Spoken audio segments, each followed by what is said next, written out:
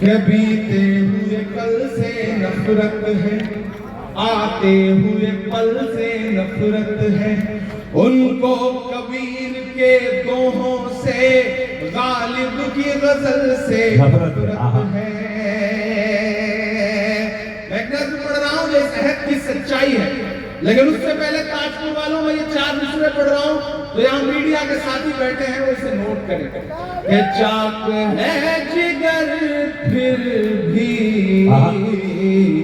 आए हैं रफू करके, जाएंगे हकीकत से तुमको रूबरू करके। प्यार की बड़ी इससे और मिसाल क्या होगी, हम नमाज पढ़ते हैं गंगा में वजू करके। जिंदाबाद। इमरान भाई क्या कहने, हम नमाज पढ़ते हैं गंगा में वजू करके। तो मैं ऐसे तमाम नफरती चिंटुओं के नाम एक नज़्म पढ़ रहा हूँ। कि बीते हुए कल से नफरत है, आते हुए पल से नफरत है, उनको कबीर के दोहों से, गालिब की गजल से नफरत है। थके तो नहीं है? बीते हुए कल से नफरत है, आते हुए पल से नफरत है, उनको कबीर के दोहों से, गालिब की गजल से नफरत है। वो एक इमारत जिस पर दुनिया भर की मोहब्बत नाज करे, वो एक इमारत जिस पर दुनिया भर की मोहब्बत नाज करे, मेरे देश में कुछ बेशर्मों को उस ताजमहल से नफरत है। मेरे देश में कुछ बेशर्मों को उस ताजमहल से नफरत है। बेजान सी उन दीवारों में, सुनिएगा मिसरे, ये बेजान सी उन दीवारों में चाहत ही चाहत पाओगे, बोलो क्या क्या झुठलाओगे, बोलो क्या क्या झुठलाओगे, बोलो क्या क्या झुठलाओगे, बोलो क्या क्या झुठलाओगे, बोलो क्या क्या झुठलाओगे। ये तलवार उठाई हाथों में तो हम टीपू सुल्तान हुए। मुझे लगना नहीं चाहिए कि आप थके। मैं एक एक नाम गिनाता जाऊंगा और बिहार उन नामों पर मुहर लगाता जाएगा। मैं पढ़ता हूँ। ये तलवार उठाई हाथों में तो हम टीपू सुल्तान हुए, शहनाई छूली होठों से तो हम बिस्मिल्लाह खान हुए।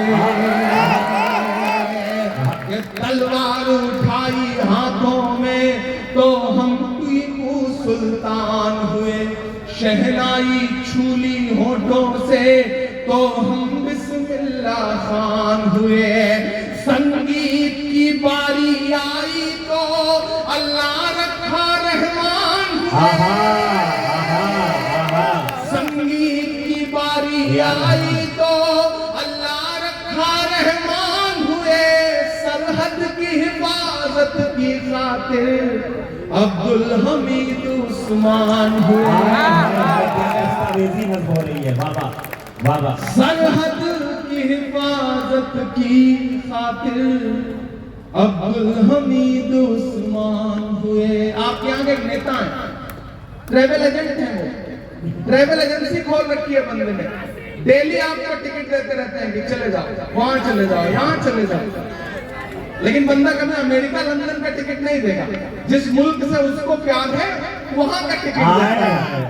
मैं पढ़ता हूँ कि जिनको जाना था चले गए, ताजपुर वालों लगाना बोल मेरी इस बात पे, कि जिनको जाना था चले गए, अब हमको भेज न पाओगे, बोलो क्या क्या झुठलाओगे। पाओगे, बोलो क्या क्या जिनको जाना था चले गए, बोलो क्या क्या आप झुठलाओगे, भेज न पाओगे। बोलो क्या शायरी में जैसे बहुत मुबारकबाद कि कहाँ सोया है चौकीदार। मैं 30-42 रातों से इलेक्शन कैंपेन में था, ऑस्ट्रेलिया में था, उससे पहले सऊदी में था, तो बहुत थका हुआ था, गला खराब था, मुसलसल दिन में 5-5, 6-6 सभाएं करता था, भाषण देता था। तो मैं बड़ा सोच के आया था कि पता नहीं मैं आज पढ़ पाऊंगा नहीं पढ़ पाऊंगा। एक बात मैं यहाँ डाइस पे खड़ा होकर अपने जिम्मेदारों से कहता हूँ और इस टीम को मुबारकबाद देता हूँ। आपने एक बात गौर की कि हमारी नस्लें हंसना भूल गई थी, हमारी नस्लें जश्न मनाना भूल गई थी, सेलिब्रेट करना भूल गई थी, डरी सहमी अपने घरों में महबूब थी। इस तरह की महफिलें सचनी कम हो गई। मैं चाहता हूँ कि ये बुरा वक्त आता है, टलता है, चला जाता है, नहीं, जैसे हो ऐसे रहो। मायूस होने से काम नहीं चलेगा, लड़ना पड़ेगा। बिल्कुल डरना नहीं है। मायूसी के बादल छटेंगे, चीजें बेहतर होंगी। क्योंकि मैं कह रहा हूं कि कहां सोया है चौकीदार। बहुत समझदार लोग, बिहार है था, ये बिहार है, मैं इसकी समझदारी को सलाम करता हूं। वो बिहार के 3 बुजुर्ग गुजर रहे थे, जैसे यहाँ बैठे हुए, तो उधर से खूबसूरत खातून गुजरी, तो एक ने उन्हें गौर से देख के कहा सुभान अल्लाह,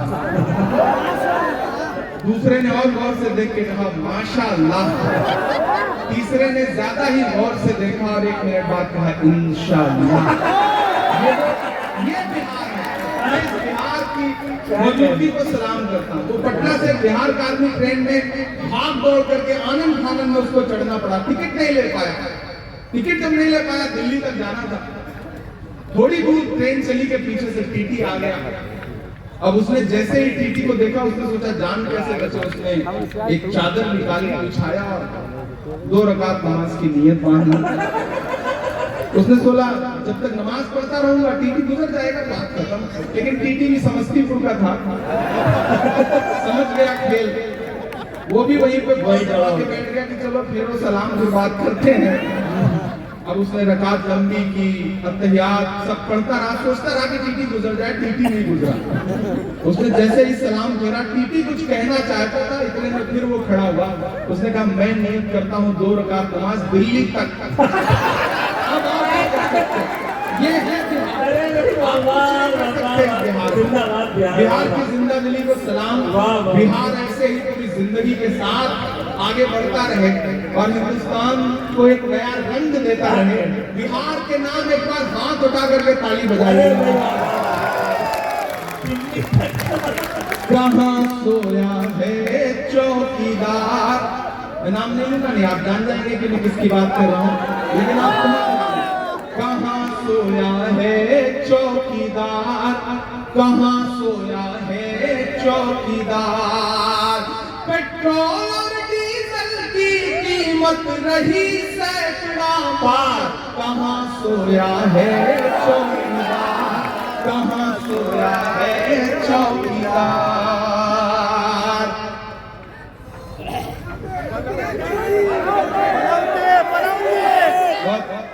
11 मैच लगातार जीते, पता नहीं क्या हुआ, पता नहीं क्या हुआ। आप बहुत समझदार लोग, आप ही अंदाजा लगा सकते हैं कि क्या हुआ होगा।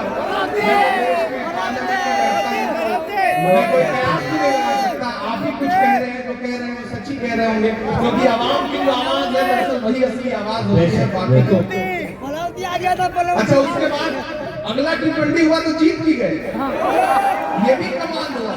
इससे भी आप अंदाजा लगाइए कि बीच में गड़बड़ हुई कहां, वो आप ही अंदाजा लगा सकते हैं कि पेट्रोल और डीजल की कीमत रही सैकड़ा, कहां सोया है चौकीदार, कहां सोया है चौकीदार।